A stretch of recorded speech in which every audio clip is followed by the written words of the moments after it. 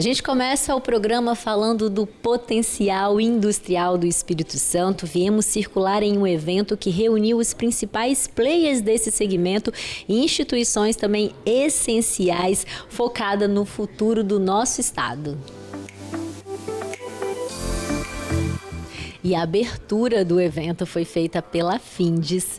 E você trouxe, Marília, números extremamente importantes que às vezes a gente não tem noção do potencial do Espírito Santo em cada segmento. Então esse é o primeiro olhar que é importante desde de um microempresário até uma grande empresa. Sim, exatamente, né? O convite para a gente vir abrir esse evento foi justamente mostrar a importância da indústria para o Espírito Santo, né? E quais são ali os pontos fortes dessa indústria, onde ela se destaca, olhar um pouco também para além dos números e perceber pequenos movimentos ou às vezes grandes movimentos que estão sendo trabalhados ali. Então, por exemplo, eu trago muito essa questão dos setores industriais que já são muito tradicionais no estado, como petróleo e gás, como o setor de metalurgia, como o setor até mesmo de máquinas e equipamentos, mas trago também esse movimento do Estado para uma economia mais diversificada, mais complexa, com maior geração de valor agregado. Verdade. Quando você trouxe ali aqueles principais indicadores, quando você fez o comparativo com a média nacional, praticamente todos, a gente está bem acima. Isso, aquilo ali acaba mostrando como em determinados setores, aquele setor para a economia do Estado tem um peso maior do que aquele mesmo setor para a economia do país. E aí, de alguma forma, isso mostra, né, que o Estado é especializado naqueles setores. Sem contar esse olhar para a diversidade, tanto de segmentos quanto mesmo de todo o Espírito Santo aí compor. E algo curioso que você trouxe é que mesmo o setor alimentício da indústria que a gente perde a nível nacional, aqui no Espírito Santo ele representa o maior gerador de emprego. Então esse olhar também é importante. Isso. Na verdade, não é nem que ele perde, é porque na economia do Brasil, o peso do setor de alimentos é maior do que o peso do setor de alimentos no Espírito Santo. Mas o setor de alimentos aqui é um setor muito pujante, né? E ele é um setor que depende da mão de obra. Então, além do que ele agrega na economia, no PIB como dinheiro, ele também agrega muito na questão de gerar muitos empregos. E aí, quando você gera emprego, você, né, gera salário, as pessoas têm renda, isso movimenta a economia como um todo. Então, é muito importante juntar, olhar tanto para os setores que produzem um valor agregado muito elevado, como também para os setores que são grandes empregadores, né? Acho que isso que faz com que a economia do Estado esteja no caminho que ela está. E a gente ter os dados, os indicadores é essencial, principalmente para micro e grandes empresários aí que precisam tomar decisões. E vocês lançaram aqui um atlas que dá para a gente, num clique, conseguir ter as informações que a gente precisa. Eu acho que resultado de um grande trabalho aí de vocês no Observatório Findes. Sim, é o tema temática de infraestrutura, uma temática de muito interesse do setor industrial, especialmente dentro da federação. E o Atlas da Infraestrutura, ele vem com essa plataforma de inteligência logística mesmo, para que o tomador de decisão possa olhar para todos os modais ali ao mesmo tempo, se situar no território, sem precisar necessariamente estar lá presencialmente, pelo menos nesse primeiro movimento. Que bacana, já colocamos aqui o QR Code, então dá para a pessoa marcar qual estado, o que ela quer, e isso vai fazer diferença aí para ter essas informações, inclusive também para trazer gente de fora. Com certeza, né? É mais um dos movimentos nesse sentido da atração mesmo de investimento, né? Como eu disse, quanto mais empresas e indústrias, né, surgirem aqui, que é muito importante, mas também vierem para cá, mais desenvolvimento, mais emprego, maior vai ser o PIB. Então, tudo isso é muito importante para que o Estado se desenvolva. Vimos aí apresentado pela Findes os números que movem as indústrias aqui no Espírito Santo.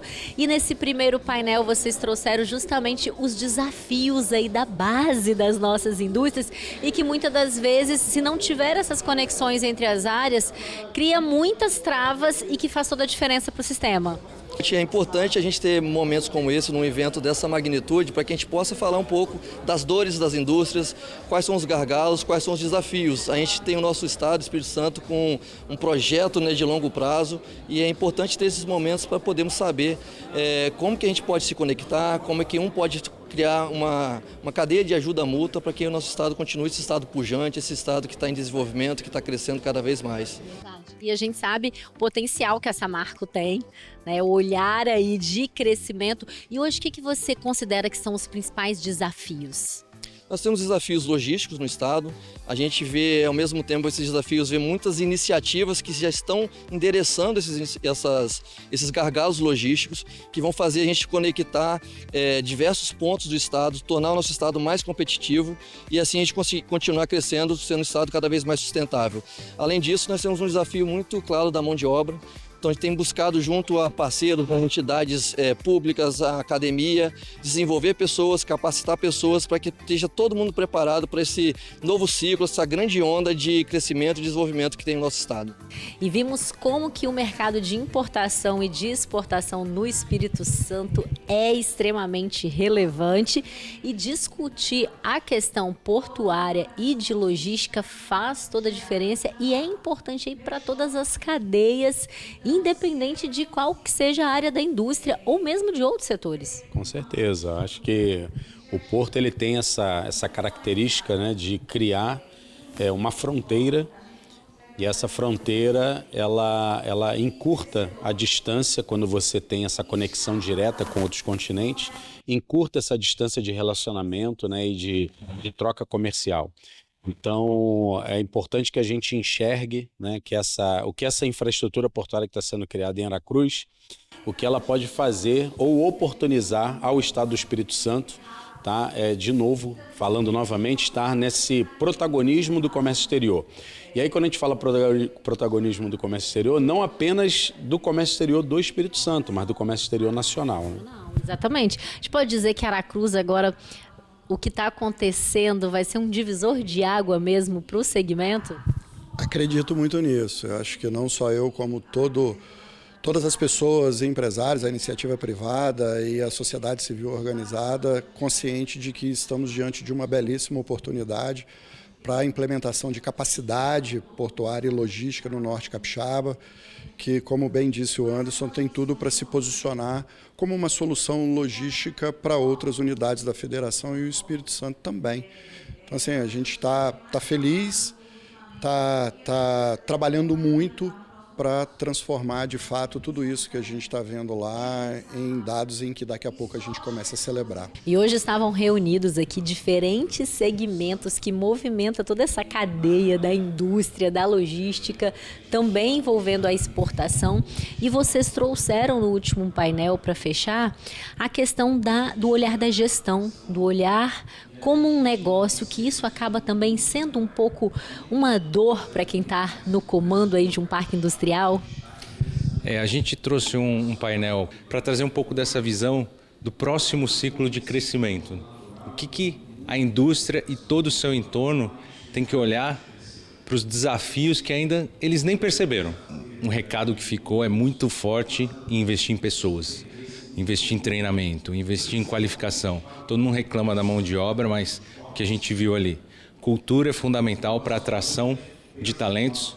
Estando lá dentro, como que eu retenho esse talento? Então, foi muito claro nesse sentido de invista em pessoas, respeite as pessoas, elas vão ficar apaixonadas de trabalhar com você. Nós trouxemos alguns painéis, não só a indústria, né, mas tudo que envolve a indústria, e um deles é acesso a capital. Né?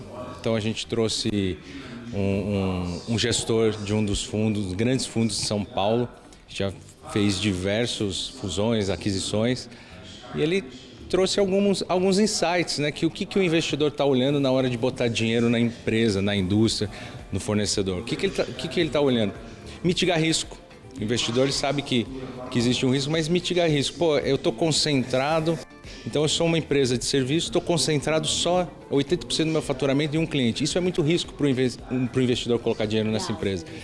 Principalmente ter a possibilidade de escalar o negócio e não ter muito concentrado, porque uma empresa que depende demais do dono, está muito concentrado na diretoria, o investidor fica preocupado. Então também ter essa visão faz diferença, que às vezes a empresa é muito boa, mas está concentrada demais.